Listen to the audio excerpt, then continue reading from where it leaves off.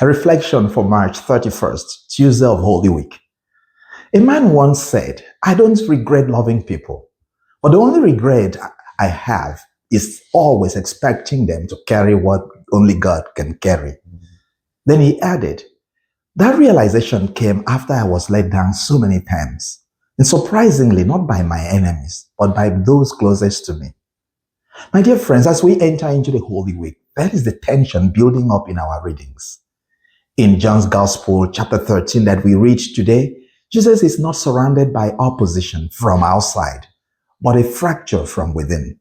Judas is leaving and Peter is overestimating himself. But in that fragile human moment, Jesus says something almost shocking. He says, now is the Son of Man glorified.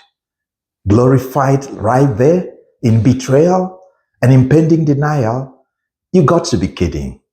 But Jesus sees and understands what we don't always see or understand.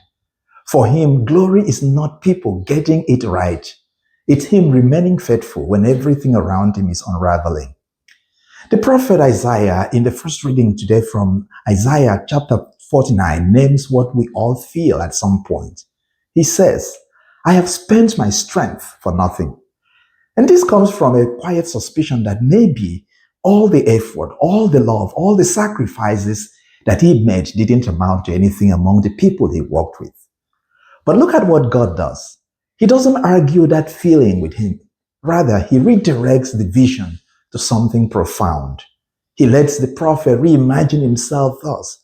You are still chosen, still sent, still part of something bigger than what you can see. And this is what I learned here. If your sense of purpose depends on how others respond, you will burn out or shut down. Jesus didn't root his mission in the reliability of others, neither on the betrayal of Judas nor the denial of Peter, but in the faithfulness of the Father. And that is the shift. Stop measuring your life by who is staying or who understands you or who reciprocates. Instead, measure it by how you remain faithful to the love you were given to live. Because in the end, that is where you will be glorified.